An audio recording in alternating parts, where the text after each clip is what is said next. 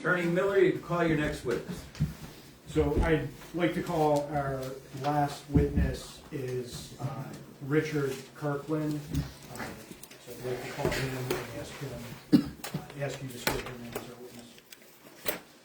Richard, can you hear me? He's on mute. Richard, can't hear you. You're muted.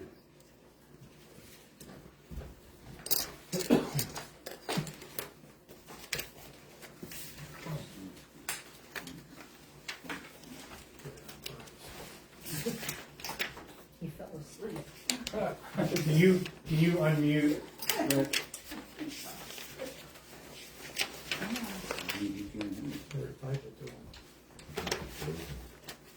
Is he awake? Are you able to? Can you log out and log back in?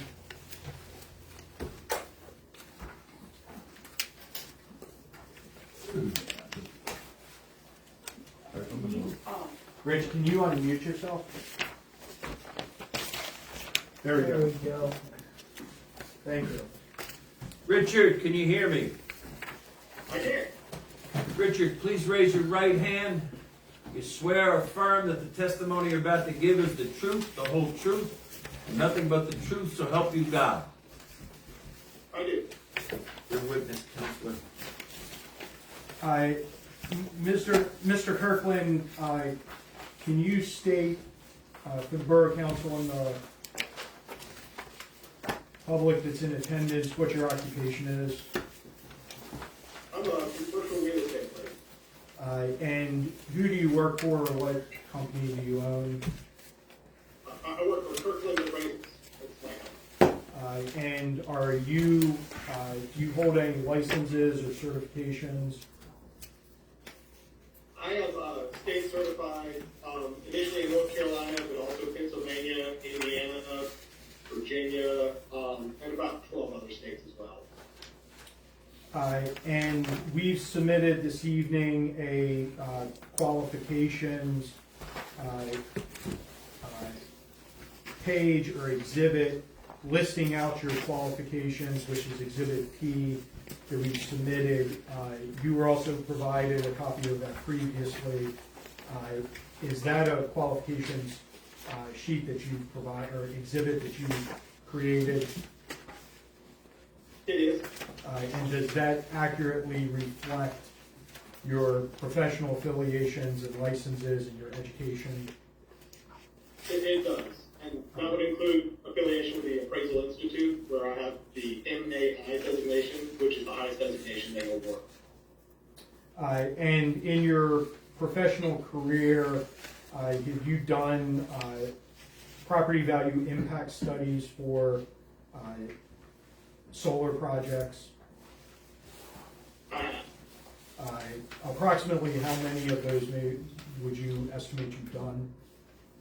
I have done over 1,000. And have you done other, you also are a general appraiser, so you do other kinds of appraisals as well, it's not just solar projects, correct? Correct. I regularly appraise farmland, agricultural businesses, industrial properties, things of that nature. I also do conservation easements, condemnation, and we do property value impact studies on a wide range of things, not just solar projects. And have you testified as an expert in Pennsylvania zoning proceedings previously? I have. And have you ever been rejected as an expert in any proceedings in Pennsylvania, any zoning proceedings? I have not. And so I would submit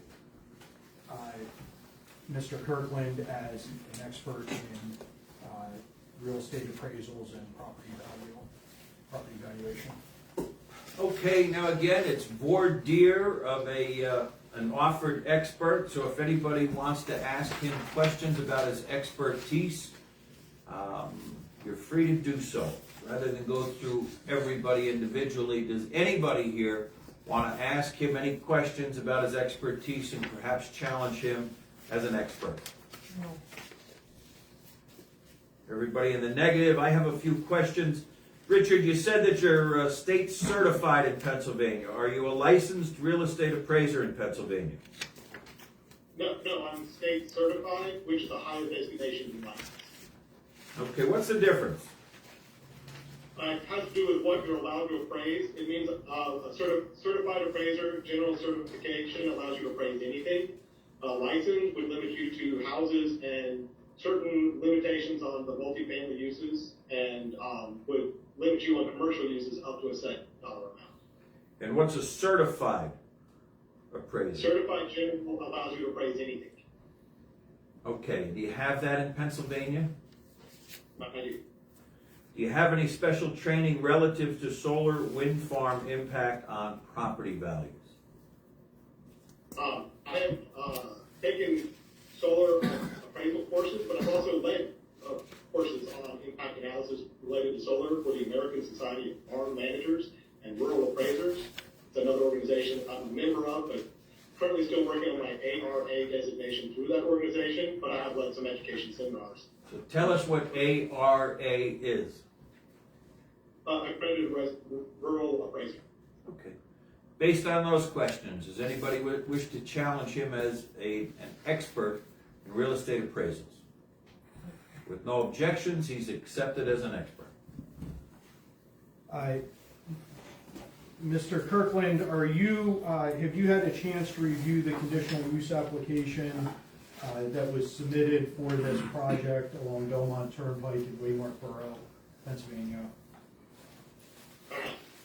And as part of that review, have you reviewed the conditional use site plans? Originally, there was and let me back up. You were, can you just verify you were on the Teams portion of the call? You were listening in on this hearing back in November when we had the original hearing, is that correct? I was. So you've listened to the testimony to date on the application. So you're familiar with the conditional use site plans, and have you reviewed the conditional use site plans that we had testimony on this evening that were submitted as Exhibit C-1? That's the updated version? Yes. Yes.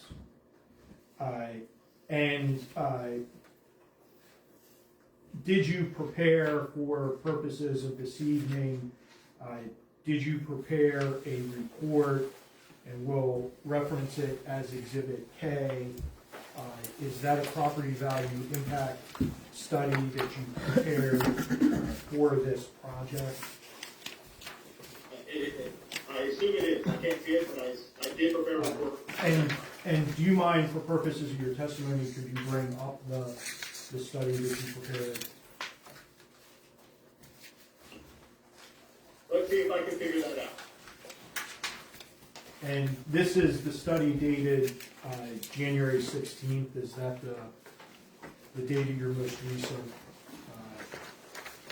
draft of the study that took into account Exhibit C-1? Yes.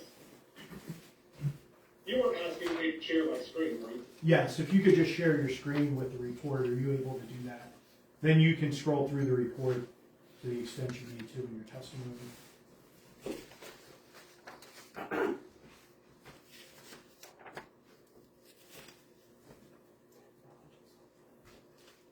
All right. Did that go through? Yes, we have it now. So, how I've done that. And again, your report, which is dated January 16th, 2025, that you're going to testify about this evening, that was prepared after the changes in the site configuration that we've heard testimony about this evening. Is that correct? In the interest of time, I'm just going to ask you, could you review and give a summary of your methodology in preparing the report, as well as what the report shows, and I guess as a first question to you, have you, in preparing your report, have you taken into consideration Pennsylvania specifically in preparing the report and property values in Pennsylvania? Yes. Could you describe and maybe start at what a property value impact study shows and demonstrates, and then just briefly walk through your methodology and some examples of how you've reached the conclusions that you've reached? Well, property value impact study, we're looking at homes and or farms that are in proximity to existing solar projects, just to see if we can find any impact in the market on property values. We do that in a couple of different ways. The first way we look at things is called a sale resale analysis. This is where you look at a home that is sold after a solar farm has been built, and you go back in time to a point where that same home sold before the solar project was built, but also before the solar farm was announced, so there would be no potential impact from the announcement. You can then compare the price paid back in time to the more recent sale, and we just track that. The only adjustment to be considered is appreciation over time, and we just track that using the FHFA Home Price Index. It's a national index that just tracks things by zip code as far as appreciation for that zip code. So it's not my judgment on what property value should appreciate over that time period. It's what the Federal Housing Finance Agency says. So we do that type of analysis. That's the first type. The second type we do is called a matched pair, sometimes called a paired sales analysis. This is where we look at a home that's sold next to a solar project, compared to similar homes that are sold in the same time period, but not next to a solar project. And we look to see if there's anything left over that we would attribute to adjacency to the solar project. We interview brokers in the process of doing all of this when we find them, because sometimes there are stories to be told about home sales, and sometimes the story is such that you can't use the data, and sometimes the story helps you to understand what's going on. But it's always important to try to verify your data with a party familiar with the transaction, so you can find out if this was someone selling to their cousin or something to that effect. It might not be obvious in the name. We've also done surveys of assessors. We've surveyed assessors in a number of states just to find out if they're finding impacts. And we looked at university studies where we looked to see what these national university studies are finding. So we've looked at all of these, and they're all listed here in this report. But specifically towards Pennsylvania, as you can see on pages 30 through 70, list of different projects throughout Pennsylvania that we focused on. And then starting within that, starting on page 52, you can see where we have listed the sales data we were able to find. Some of the projects we looked at, we were not able to find sales data, so they are shown, and we've showed them as far as what was around them, in proximity to housing around them. But if there's no sales data, there's nothing else we can do with that. But starting on page 52, you can see where we have looked at different examples. I would direct your attention to page 55 as an example of a paired sales analysis. This is Whitetail Project. See if I can scroll this there accurately.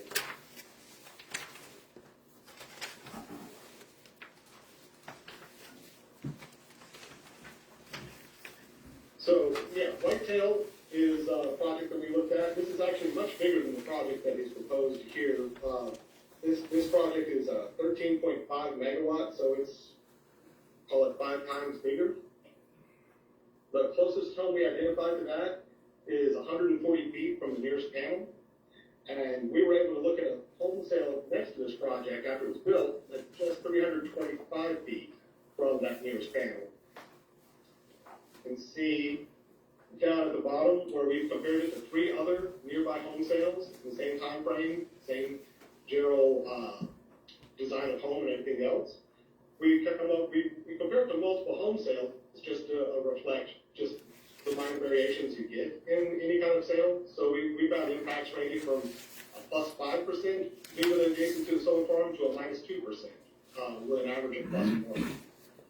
And that's very typical. You're looking at these averages, you're going to find a range. Even if we looked at 3 properties that had nothing that we were testing for and compared them, you would find minor variations. we talked about that earlier in the report. There was a section called market imperfection. And it makes sense when you think about it, or if you look at any appraisal of your home you had, whether you recently purchased or refinanced, you can go back and see the appraiser would look at your home and compare it to 3 to 5 other homes. They would have a variation. All the homes, the comparables that they look at would not come in at the exact same number. They come in at a range that is often much greater than plus or minus 5%, especially in rural properties. But plus or minus 5% is a very typical and conservative indication of market imperfection. If you had 2 appraisers come in looking at your house and one shows sales at $200,000, another one comes in at $205,000, a third one comes in at $210,000, all 3 appraisers would be looking at each other like, yep, we're all pretty much have the same number. These minor variations are typical, and you'll find them in essentially every appraisal you look at. The next right here is just an image. I don't know how well this shows on your end, but this is that home that sold into the solar project. Behind those trees, you can see the view of those solar panels from this property that sold, where we're finding no impact on property value. Again, that's at a distance of 325 feet, which is half the distance to the closest home in your proposed project. So again, the closest home that I measured, looking at the proposed project, was 740 feet for a solar field that is about 20% the size of this one. The other example I thought I would point out would be starting on page 59. This would be an example of a resale analysis. This is an Elk Hill Solar, and this is a 20 megawatt project. It was built in 2022. This one is, again, substantially larger than what's proposed at the subject property.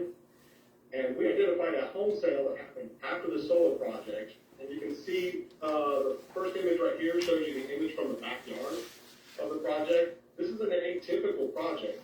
With the I'm seeing from this and confirming with the broker that sold this home that there really is no landscaping screen around this at all. So you have a very clear view of these panels to the south of this home I've identified, but also across the street to the north. It's hard to see it from this angle, but across the street you can see there's a darker line up here.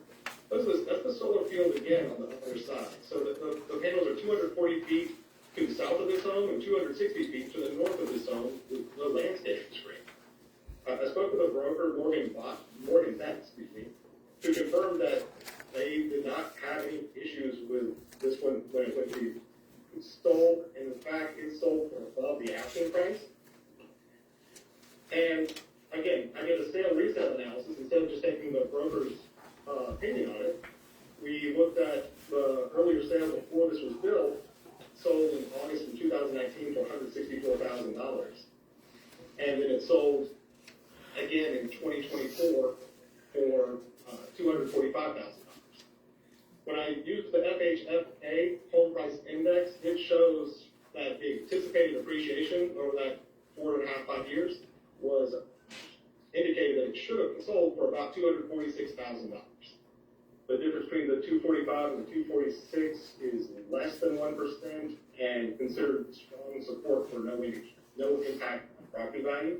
And again, this is a home that has panels on 2 sides with very little screening to speak of. And this right here is just a chart that shows the calculations that the home price index kicked out for that. So again, I'd be happy to go over into university studies. If you have questions about those, we looked at those, very familiar with them. I've interviewed many of the researchers on those. Happy to speak about those, but in general, there's about 6 of them that, let's see, 1, 2, 3, 4. So 7 of them that I've looked at and really reviewed. And they have impacts for solar projects ranging from anywhere from a minus 5% to a plus 5%. When you pull out the extremes, the averages range anywhere from a 0.7%, 0.8% positive impact to a minus 1%, 1.5% impact on the lower end of the scale. That's very consistent with the market imperfection explanation I gave before. Real estate is an imperfect market. When you look at any sales data, there's always going to be some very slight variations, and the university studies are very consistent with that explanation. So it is my professional opinion that this project has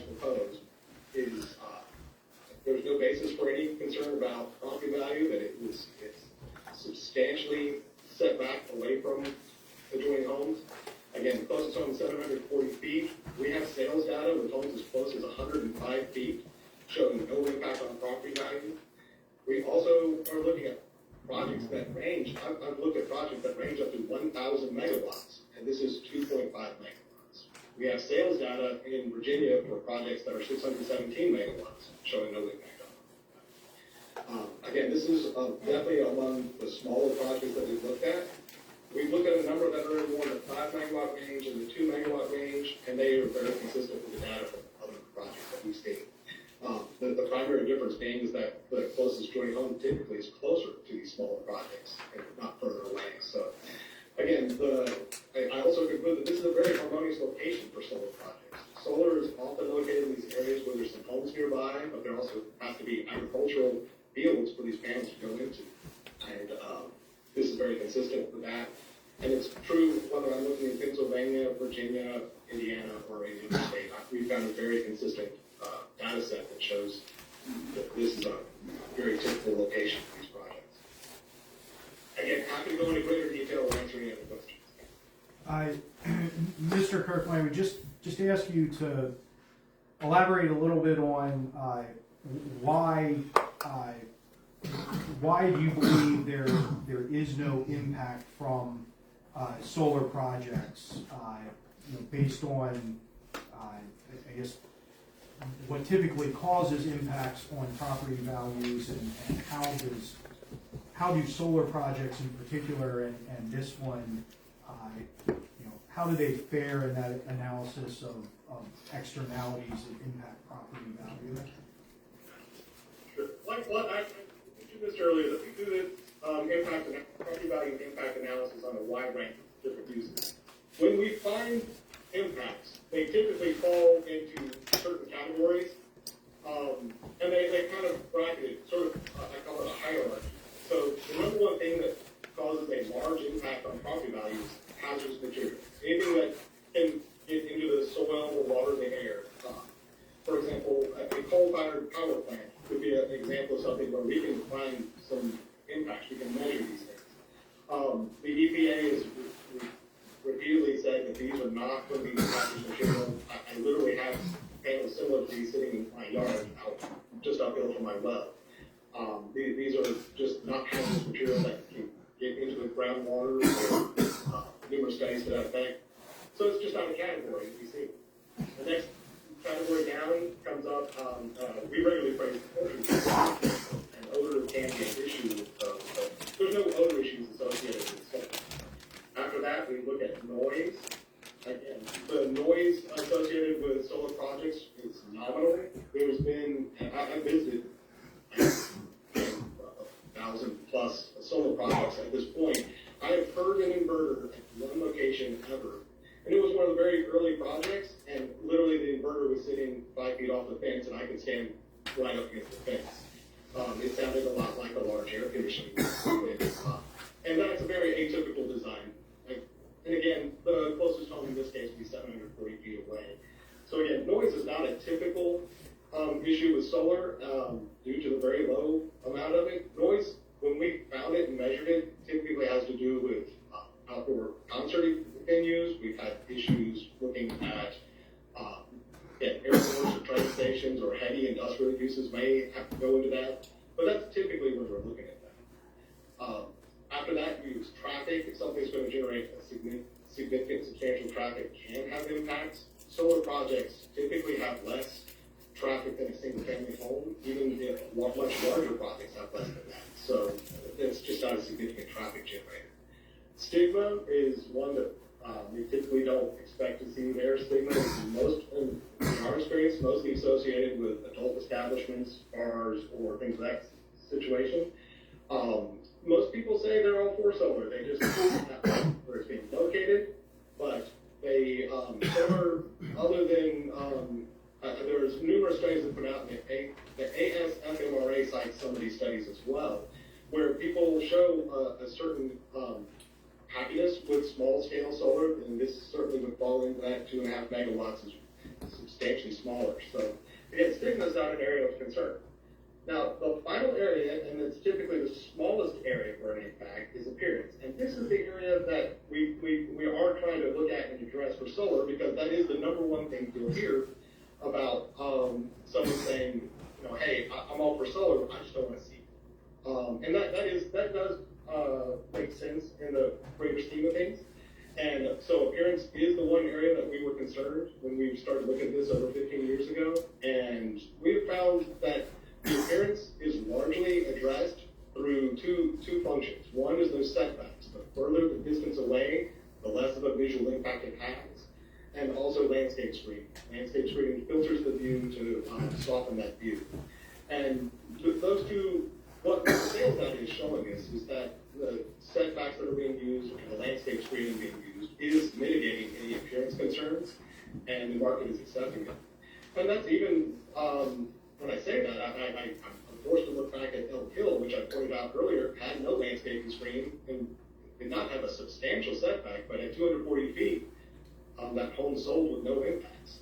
So I would not advise to put things like that. I think that the landscaping screening is an important part of protecting adjoining property value, but there are certainly examples that showing no impacts even without that. And in that last, if you could move down the screen just a little bit, you actually do make a comparison, or back, you do make a comparison to visual impacts of greenhouses and other agricultural uses. Is that Yes. correct?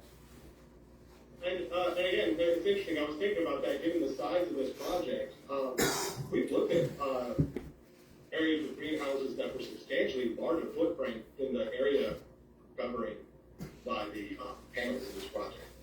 And, you know, again, when I talk about the area being covered by solar panels, the area is still going to have grass growing underneath it, so it's very different when you look at the square footage. But we've looked at greenhouses on numerous occasions in agricultural areas that have much larger areas that would be in those greenhouses.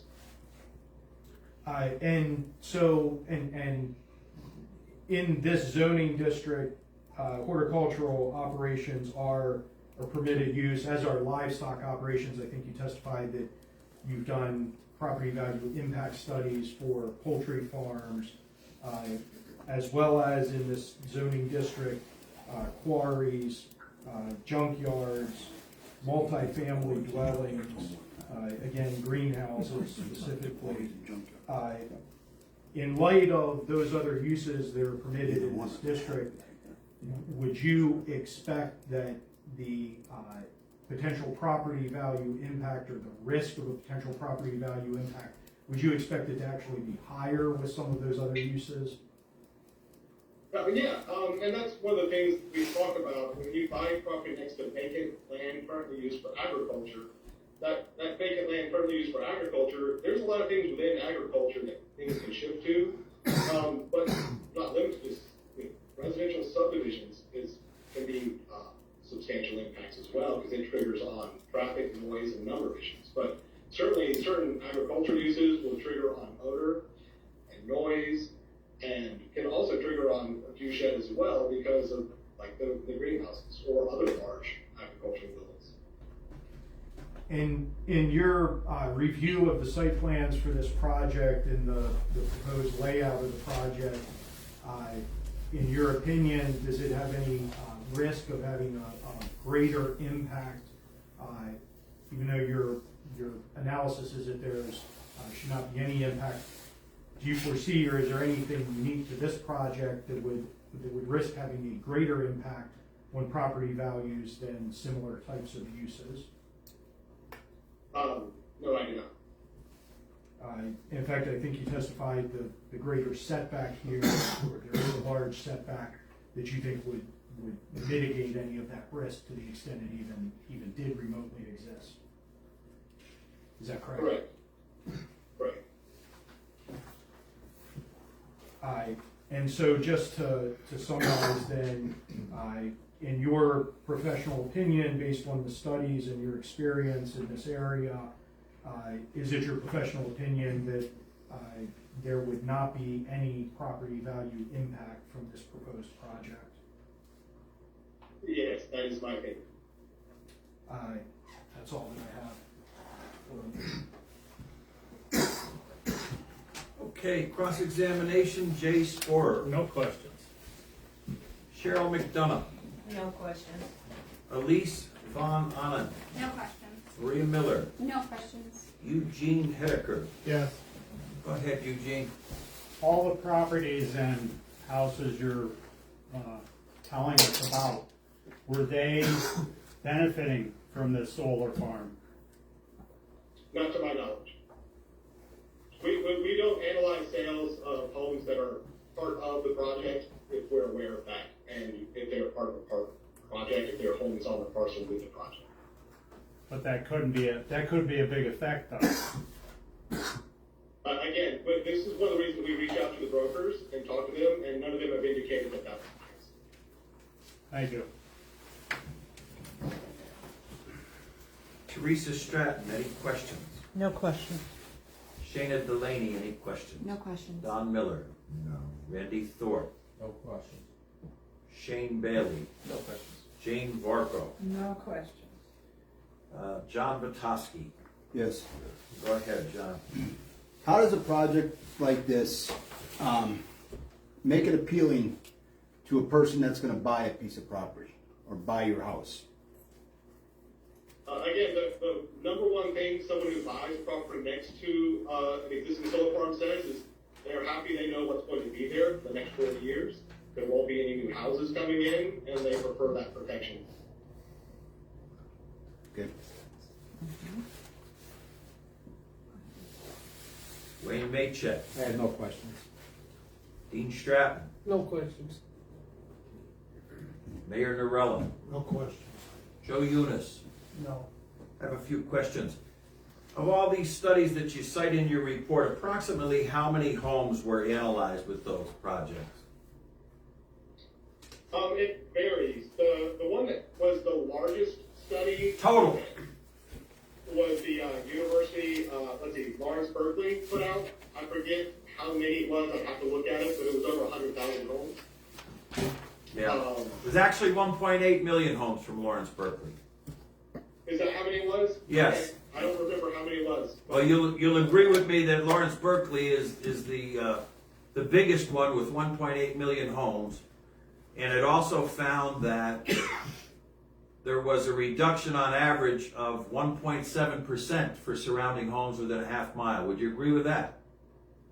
It shows that. It also found that in 3 of the states, it found 0%. No, we're doing averages. A larger impact. Well, I'm glad that now you're right. In 3 of the states, it was insignificant. It didn't show anything. But in New Jersey, which is right next door to us, it showed 5.6% reduction in property values within a half mile of a solar farm. And that's for 1 megawatt, and ours, I think, is for 2.5 megawatts, isn't it? I'm sorry, is that the last part again? The Berkeley study, which you cite, was for 1 megawatt projects. Isn't our project 2.5 megawatts, even bigger? The Berkeley study was looking at things that ranged much larger than that to smaller. So they looked at a wide range. They didn't just look at one size range. The average was 1 megawatt in the Berkeley study. Would you agree with that? Let me, I'm trying to get to the section, trying to scroll my thing up to where I addressed the Berkeley study for you, but it's not going to load that page for me. But if you go to page 21 of my report. All right, forget about your report, all right? These are my questions. You got to answer my questions. Well, right, but I'm saying. Would you agree with me? Address some of the issues with the Berkeley study. Yeah. And specifically, you can see on page 22 where I pulled out images from that report where they've mixed together quite a lot of stuff. I will. Not specifically, they say they don't address landscaping screening in any way, shape, or form. I will agree with you that you pick and chose things out of the Berkeley report that suited your client. That suited your. I'm not finished with my question, sir. Sir, I'm not finished with my question. Now listen, we're on the record here. Sir, stop. We're on the record. We're going to speak one at a time. I'm going to ask a question, and you're going to answer it, okay? I was trying to do that. I was still speaking. So, I'll wait. would you agree with me that in the Berkeley report, it gave an average of everything? Of 1.8 million homes that were sold that were within a half mile of at least 1 megawatt solar farms. Would you agree with that? Yes, Okay, even though you originally said 100,000, we know it's 1.8 million, right? I said it was over 100,000. I could not remember. Okay. And would you agree with me also that Pennsylvania wasn't studied in that, but 6 other states were? Would you agree with that? Yes, And would you agree with me that the closest state that was studied in that research project was New Jersey? okay. And would you agree with me that Berkeley found that there was a decrease in property values of 5.6% for homes within a half mile of solar farms? Again, and I found that, and I had some additional information. Is that a yes or a no, sir? Is that a yes or a no? It does find that, yes. Okay.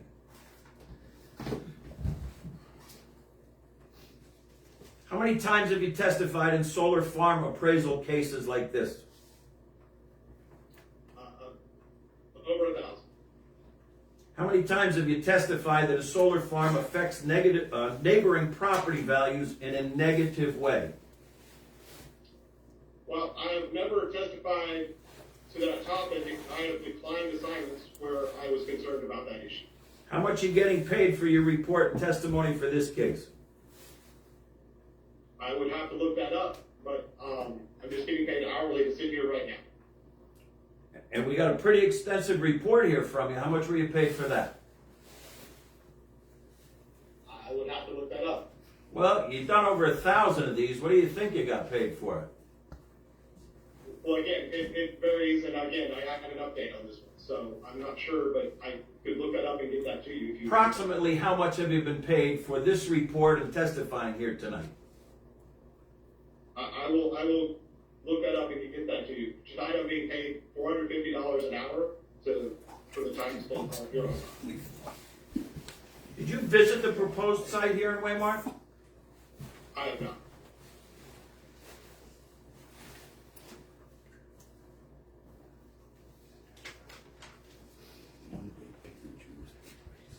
Of these over 1,000 cases that you testified in, did you ever once testify that a solar farm raised surrounding property values? I have not testified to that, no. That's all I have. Does anybody have any questions based on my questions? Rebuttal? So, Mr. Kirkland, the Lawrence Berkeley Labs study that was referenced, would you elaborate on why you feel that study and some of its conclusions was not accurate? Sure. What I was attempting to say is the study itself, it highlights 2 example solar farms. One's the McGraw-Hill solar farm, and one's the Intel Folsom. McGraw-Hill, you can see in the report that I put up, you can see on page 23 of that report, that solar farm is surrounded by industrial uses. And then the residential uses that they are measuring impacts off of are in proximity to those industrial uses as well as the solar project. Similarly, the one on Intel Folsom, it is actually next to the Intel processing manufacturing plant. It has office buildings across the street from it and a divided highway that separates it from the nearby houses. So any houses impacted by these solar panels would be looking at them through some office buildings to even know that they're there. The problem with the Lawrence Berkeley study is that it takes all of this data and mixes it together without any understanding of the differences in these uses. These homes have got a lot of other things going on besides the solar project. And when they compare these projects, or within a half-mile radius and what's going on 2 miles out, specifically, I would point again to the McGraw Hill example. Roughly at that distance is where you get to the country club. So we've got their analysis looking at these sales in proximity to industrial uses of the solar farm. They're looking at houses and comparing them to homes any further away. There's a lot more data because they're focusing on these smaller projects. They've got actually a lot more of these solar projects inside of municipalities and not in rural settings. And so all of these studies just promote it all in there, and what they're finding is still within standard marketing perfection, that 1.5%. And I'm not the only one who says this. One of the other studies that I mentioned in the report, you can see that the Loyola study that came out after that actually references and critiques the Lawrence Berkeley study based on the same lines that I just said, that they were, the way they do these comparisons, even when they look at rural properties, when they compare a rural property to something 2 miles away, what happens in those distances is largely a difference between what's a rural property and those that are in closer proximity to town, and that they're measuring the difference between rural and suburban more than anything else. And Mr. Kirkland, I think there were statements about the fact that that Lawrence Berkeley study does not cover Pennsylvania. Is that correct? Yes. And the data in your report, you specifically have searched for Pennsylvania sales and included Pennsylvania data, correct? Correct. And in your study, you're using, instead of just taking 1.8 million properties or houses and lumping them into one study and one analysis, you're doing a matched paired sales or a paired sales analysis, which is a more detailed examination of actual sales that have occurred. Is that correct? Correct. And the purpose of doing that paired sales analysis is that it gives you a better understanding of the impacts from two comparable, or the impacts. Counselor, you can't testify. It's leading. You gotta ask him the question. So the studies that you've done, and maybe you could elaborate how using the paired sales analysis is a better methodology for reaching your conclusions than the methodology used in the Lawrence Berkeley study. Well, again, they're two different disciplines, and I am not necessarily disparaging the university studies and their methodology. It's a different approach to the same question. However, what we're doing, looking at specific sales of a home, in the example of the sale resale analysis, there's no appraiser judgment involved in that. That is strictly looking at a sale before a solar farm and a sale after the solar farm, and did it appreciate like it was supposed to. That is a very clean, no appraiser judgment, no adjustments. This is straight up, and it's confirmed by the broker who's involved in selling the farm. By the same token, matched pair analysis does have some appraiser judgment involved in it, but it is also very specific to individual homes and looking at the exact circumstances between them, and also the distances involved from home to panel, as well as landscaping screens, and also the individual characteristics of a home. Rural properties, in particular, are not cookie-cutter homes. I'm sure everyone can agree with that. They are, even the homes nearby each other, may be built in radically different decades, with very different styles, with a lot of additional agricultural buildings with them, or different acreage involved with them. None of that is reflected in the Berkeley study. And so is it your opinion then that the analysis that you've done in this report, and the reason you use this analysis, is that it is the more accurate way to evaluate property value impacts? I believe this is a more accurate way of doing things, yes. And as an appraiser, you get paid for, I would hope, you get paid for every appraisal you do, is that correct? Yes. And you make your living doing appraisals and giving opinions on property values, so you get paid to give those opinions on property values, correct? Counselor, you're not supposed to testify for him. I've given a lot of leeway in the questions you've been asking. I want to just get through this and that's fine, mine would be. clear with this. And let me just state for the record, that's fine. Mine's cross-examination, I get to lead him, yours is direct, you don't. He's the witness, you have to ask him open-ended questions to which he's gonna answer. You're not supposed to suggest the answer in your question. Mr. Kirkland, in doing these appraisals, what, if any, impact on your opinion and your judgment that you express in your reports does your compensation have? It has no impact. Ethical standards by the Uniform Standards of Professional Appraisal Practice would not allow for it. Thank you. Based on that, does anybody have any cross-examination questions for this witness? I have one question. Jay Spore? In briefly looking at your report, I've not had time to do a lot of studying on it, but there are many dates in there.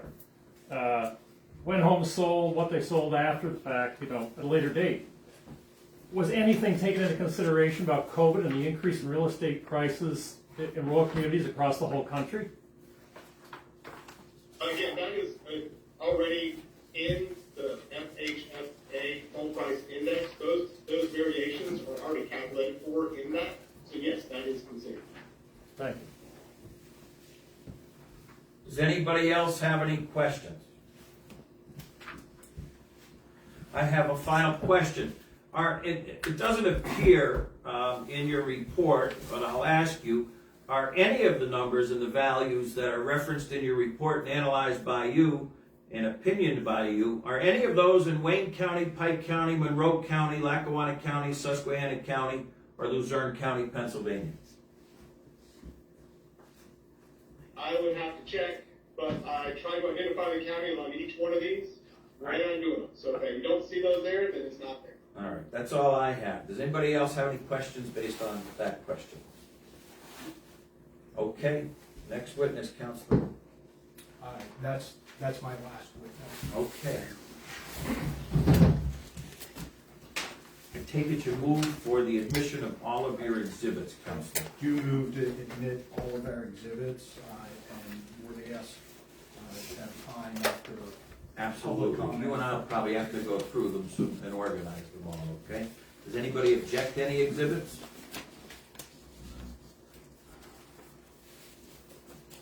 I'll make sure I do this right now. All right. Do any of the interveners wish to put on a case? Okay, the applicant has concluded their case over these 2 evenings. You are parties to this action. You are now able to put on your own case. It's 9:15. Jane, how you feeling? I'm still here. Okay. You were handed extensive expert reports tonight. Does anybody here wish to have the opportunity to obtain their own experts to refute the testimony that was given tonight, and you would need more time for another hearing? Anybody? Okay. Does anybody, the intervener, I guess it's all interveners here, and borough council members and the planning board, nobody else. Does anybody wish to put on any testimony tonight? Okay. So we could have closing arguments then and conclude tonight. Borough council, along with the planning board, will have to get together within the next week or so in executive session to deliberate and come up with your decision. I have to provide findings of fact and conclusions of law based on that meeting within 20 days. Right? Counselor, do you wish to give a closing argument? Yes, I would like to. Go ahead, sir. So we put on extensive testimony at this point, and I do thank everyone for being patient for doing that. We put on a number of expert witnesses who have discussed the project and are experts in their field.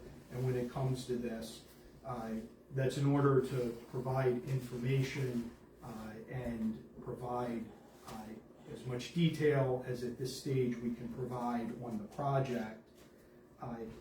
However, at the end of the day, the borough is required to follow its zoning ordinance. When we're talking about a use not provided for, we are talking about whether or not that use is consistent with the zoning district. And you've heard testimony, and we believe that this use is consistent with the zoning district. This zoning district does provide for some development, as was stated in some of the questioning this evening. The zoning district provides for a number of other uses, including types of livestock operations, quarries, multifamily dwellings, junkyards, that this use is certainly less invasive than a lot of those other uses that are already allowed. This use also allows a property owner that is a resident of the borough to make a beneficial use of their property and retain that property for the foreseeable future. And that's an important point here, is that this does benefit a property owner, and it is, we believe, a reasonable use of that land by that property owner, and we believe consistent with your ordinance. We also believe, based on the testimony, there is not any impact on adjacent and neighboring property owners. Viewshed alone, as I've stated before, is not a grounds to deny a zoning application or a conditional use application. I believe we've had testimony from experts in their fields that this will not have a greater risk on the surrounding properties. It's also important to note that in Pennsylvania, the standard is that objectors or the borough council, if it's objecting to the project, must put forth evidence that this use has a greater impact on the surrounding properties and on the public health, safety, and welfare than other similar types of uses. It's just not whether there is a whisper heard at the property line based on a study in this analysis. It's whether you meet the criteria of the ordinance, and at that point, it's whether objectors have put forth evidence that there's a greater impact from this project than other similar types of projects. And we don't believe that, based on the evidence you've seen and you've heard, that that is the case here. And that evidence also, it's important to note, can't be mere speculation, personal opinion. It can't be based on those factors. It can't be based on Google. It can't be based on those things. I think there was some testimony at the end of this about a study. There was no other property value expert that testified that that study was more credible than the property value study that you saw this evening. And the parties who created that property value study weren't here to testify. Our expert was here to testify, and we believe he did adequately answer those questions. We tried to provide you information and answers as to the health and safety of this project, and we had a health and safety assessment done on the project to further assure residents of Waymart Borough of the benefits of this project and the lack of any adverse impact. You heard testimony at the beginning of this that this will put electricity into the local electrical grid. This kind of a project will help the resiliency of the local electrical grid. The developer will be required to pay for upgrades to that local electrical grid, and will do so if the project goes forward. Therefore, we feel there is a benefit to the local community from this project. There's additionally a public health benefit to the project, as putting electric sources and electricity sources like this online reduces the amount of coal and gas-fired power plants that are necessary to supply the public with electricity, and that reduces the air pollution and impacts of air pollution on all of you and on all residents of Waymart Borough. We feel at the end of This presentation and through the testimony that we've provided, that there isn't any greater impact on or implication on the character of the neighborhood, on traffic conditions, parking, public improvements. We had testimony that there's no need for public sewer, public water for this facility. We had testimony that there will be very minimal traffic from the facility, and I think we even heard testimony tonight, it will be less than what would be expected from single-family homes. We also don't believe that there's any undue burden on borough facilities. This doesn't require, your testimony tonight, this doesn't require special fire equipment. This doesn't require special police protection. It doesn't require special emergency services. What it will do is contribute to upgrades of the electrical grid in the area and benefit Waymart Borough in that aspect.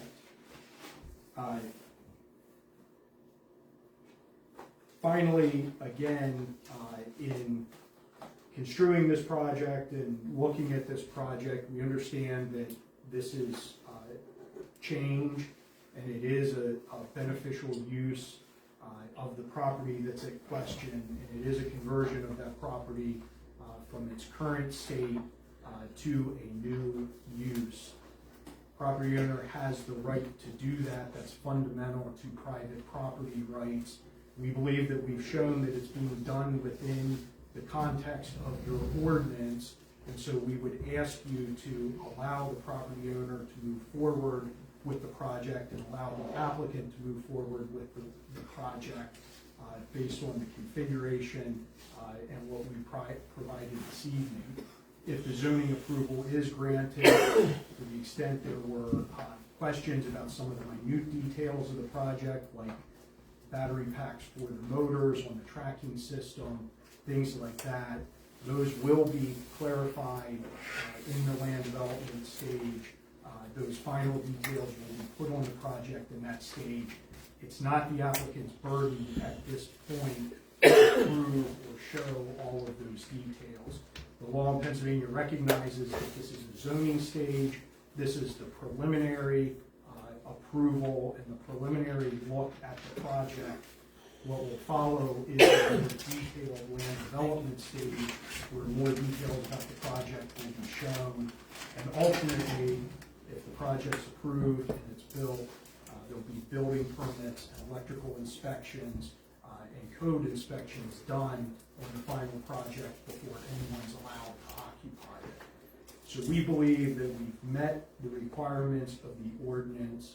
We believe that this is a proper application for a conditional use for a use not otherwise provided for in the ordinance, and that it's consistent with the zoning district, and it's consistent, or it's a proper location for it on this, on Ms. Drake's farm, and with the extensive setbacks, and with a lot of the other factors that we've discussed, that it's not going to have any impact on any of the properties.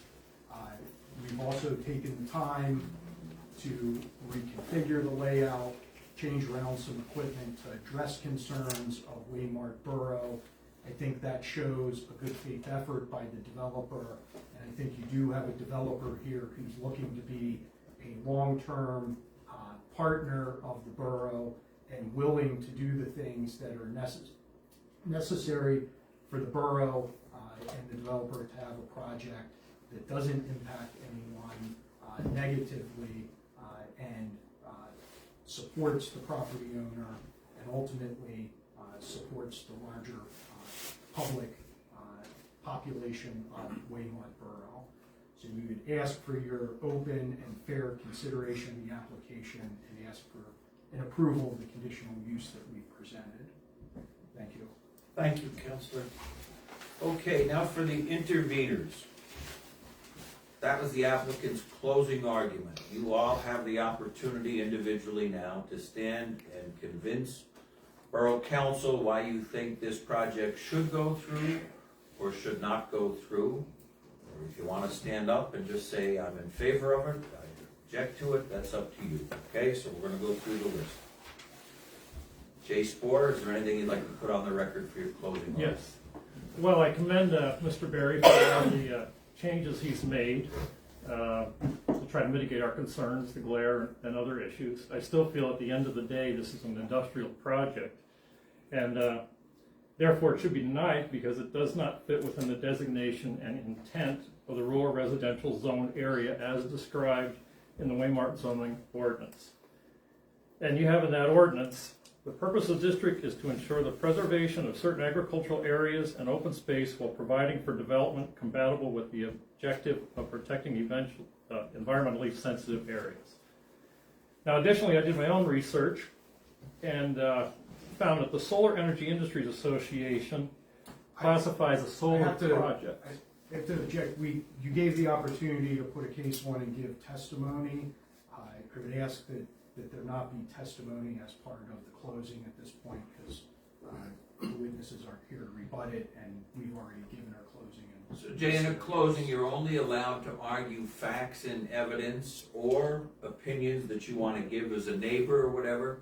The time for testimony has passed, and presenting testimony has passed. It is my opinion that anything over 1 megawatt would be considered a utility scale project.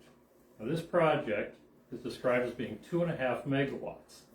I believe with this designation, it falls into the utility category, and therefore it should be located within a district zoned for such use. The rural residential area does not allow for essential services to be in that district. Essential services are utilities. That's all I have to say. Thank you. Thank you, Mr. Spohr. Cheryl McDonough, is there anything you would like to say? Well, I would like to say that I agree with Mr. Spohr, and the bottom line is Waymart will not benefit from this project at all. That's all. Thank you. Alyssa Von Allen. Elise, you're going to tell me at the end, really? After 2 hearings, it's been 10 hours? Sorry, Elise. Yes, so I respectfully disagree with my neighbors in that aspect. I agree that it is zoned differently, which I think is the purpose of a conditional use. In the past, I've also heard that if we let one conditional use go, that we have to allow them all. I also disagree with that statement in the respect that those are put into the ordinances for the protection of us, so we do get to decide each and every case that happens. With that, I learned a great deal. I'm very comfortable with the information, probably a lot more than I knew before. There's been arguments that things don't directly impact the community in a positive way or add to the community. What I would like to point out is two different things. We have a neighbor who will benefit from this. Maybe it's not going to benefit me directly. I'm not making any money off of it. Probably not going to get a deal on my electricity as well, but I have a neighbor who will benefit from it, which I think is very important to recognize that part of why I like living here is that there is a strong sense of community. So we have to take into account that this doesn't really impact many people except that specific neighbor. I like the assurance for my property, which is one of the ones that is directly adjacent to this project, that I know what is going to be there for the next 30 or 40 years. No offense to anybody else, but I will probably be here in the next 30 years to get to the end of that repercussion of this decision. Some of the things that are allowed that were pointed out, I would not like to see there. And if our neighbor is in the position where she is answering things in the mail to keep her property and protect her right to that property, it is very likely that in the next 30 years, she will not be able to keep that property. And we will not have the opportunity to choose what goes in there. So, in closing of my statement, with those considerations, as a neighbor, I think it is a neighborly thing to do to allow a neighbor to benefit from this, even though I'm not going to be directly benefited from it. And I also don't see any impact to my home or my property or our lifestyle for the next 30 years. Thank you, Elise. Maria Miller. Nicely said, Elise. And I just would like to echo that sentiment, that this is a great opportunity for a family that has had the farm for as long as I can remember, and that's quite a long time, actually. They get to save a good portion of that farm that can be used for animals, for forage, and a small portion is going to be used to generate a very needed product, something that all of us will benefit from. And so I too welcome the opportunity to have these new neighbors here, this new business in our community, and all of the wonderful things that can come as a result. Thank you, Maria. Eugene Hedeker. I am torn between both, but the only person that's gonna benefit is Linda Drake. Waymart's not gonna benefit from it. And there will be noise and runoff. It will exist. And when it's all done, I don't think everything's gonna leave.